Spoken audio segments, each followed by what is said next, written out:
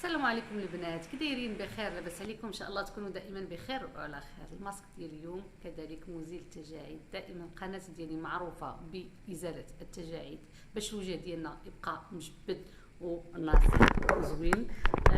كذلك سيدتي لشد البشره ورفع الخدود المترهله ورفع الجفون اللي هي ترهلت ليا وهبطات ليا على العينين ديالي. سيدتي المكونات جد بسيطه، ثلاثه ديال المكونات جد بسيطه في متناول اي سيده، وانا متاكده غتكون في اي بيت كاين هذا المكون هذا.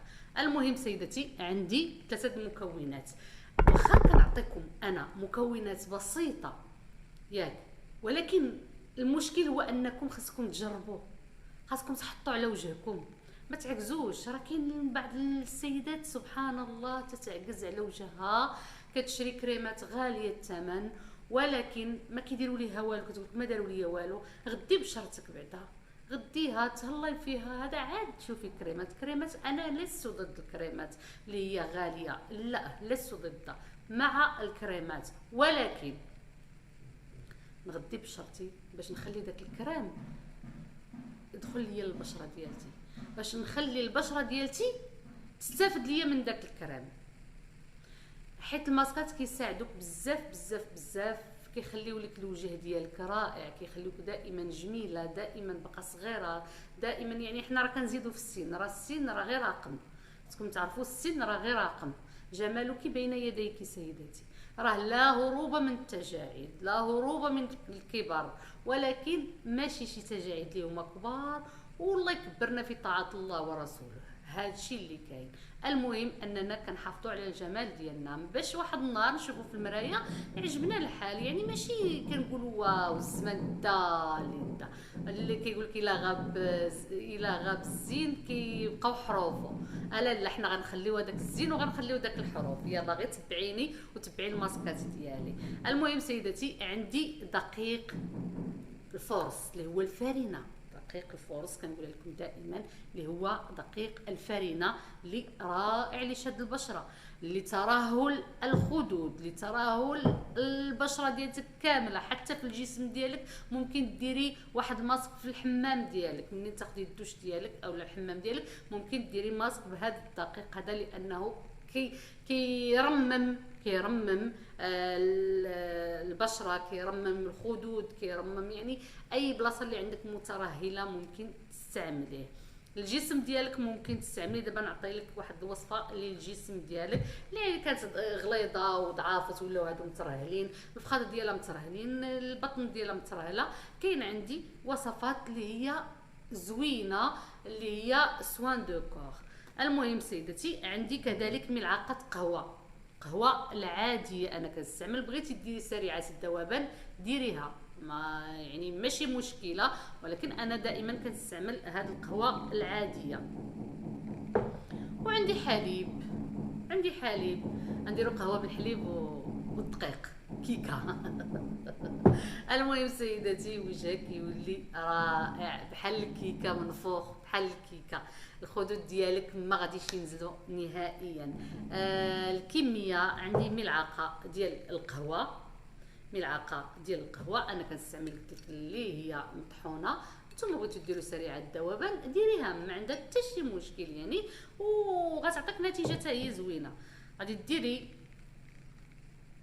بالنسبه للحليب ما غديريش دابا، حتى وكنديري الدقيق، نستعمل الدقيق نفس الكميه ديال القهوه، نفس الكميه ديال الدقيق.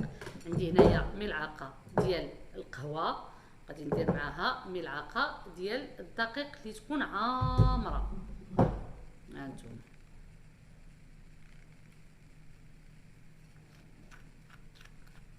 ها هما. والحليب كنخلط على حسب الخليط. غتعطيني واحد 3 المعالق كبار، تقدر تقدني في الكميه. المهم غادي نحصل على واحد الماسك اللي هو متجانس باش يشد ليا في البشره ديالتي بسهوله.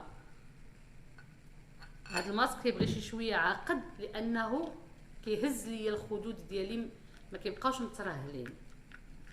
على هذا الشكل هذا. ها هو دابا مزيان، شتي ما جاريش وعاقد. على هذا الشكل كنحطو على الوجه ديالي، كيرفع ليا الخدود ديال وجهي، ما كيخليش الوجه يترهل. واخا وجهك ما مترهلش ديريه، وجهك ما كيترهلش. التجاعيد كيتجبدوا، الجفون هاد المترهله اللي هي اللي فوق العين كتهبط، ما كتبقاش هابطه، كتطلع. المهم انه عنده دور كبير كبير كبير كبير سيدتي في ازاله الترهلات اللي عندك في الوجه ديالك. سيدتي ممكن تستعمليه في الصباح اولا في العشيه، ولكن احسن ماسك، احسن وقيته باش تعملي الماسكات ديالك هو المساء، من بعد ما كتسالي كل شيء وكتحيد ديك الشمس، ما كتخرجيش عاوتاني من بعدها. حتى الا خرجتي ما كاينه لا الشمس لا والو، يعني ما كتخافيش منها. من بعد سيدتي كتغسلي الوجه ديالك بماء بارد اولا ماء دافئ واحد شويه، يعني ما تنقولش لك انا بارد في مره. في المره الاولى كتغسلي وجهك بالماء شويه دافئ، من بعد كتحطي الماسك ديالك، كتحطيه بالطريقه الصحيحه اللي تنقول لك دائما من تحت للفوق، ورسمي لي الوجه ديالك داكشي دائري، داكشي فين ما رانا رسمت لكم واحد النهار في الوجه ديالي بقلم باش تعرفوا كل بلاصه فين كتمشي. سيدتي اما بعد ما كتستعملي الماسك ديالك كتخليه واحد نصف ساعه، كتفزقي اليدين ديالك وكتخدمي الماسك. هذا كيبغي الخدمه، هذا الماسك ديال القهوه كيبغي الخدمه. من بعد كيولي كوماج، ملي كتستعملي كماسك من بعد كيولي كوماج كمقشر، كتخدمي مزيان مزيان مزيان شكل دائري مزيان مزيان مزيان سيدتي. من بعد كتغسلي وجهك اولا كتاخدي واحد السباتول اولا معلقه صغيره وكتزوليه من الوجه ديالك، كتغسلي وجهك بالماء البارد. واي كريم مرطب عندك في البيت ديالك الا استعملي، انا دائما كنصح بالكريمات المرطبه بعد اي ماسك، ولو انه يكون فيه زيوت او لا تكون فيه فازلين او لا تكون فيه اي حاجه مرطب، حتى هو خصك ديري كريم مرطب بعد الماسكات. هذاك الكريم غديري به واحد شويه ديال المساج للوجه ديالك. علاش دائما كنقول لكم كريم مرطب؟ باش كديري واحد المساج من بعد الماسك، ضروري واحد المساج كتريحي البشره ديالتك من بعد الماسك، خفيف خفيف. المهم سيدتي من بعد غتشوفي النتيجه بعينيك اللي هي نتيجه رائعه، وغتنصحي به اللي عزيز عليك، جيرانك، صحاباتك، خواتاتك، كلشي.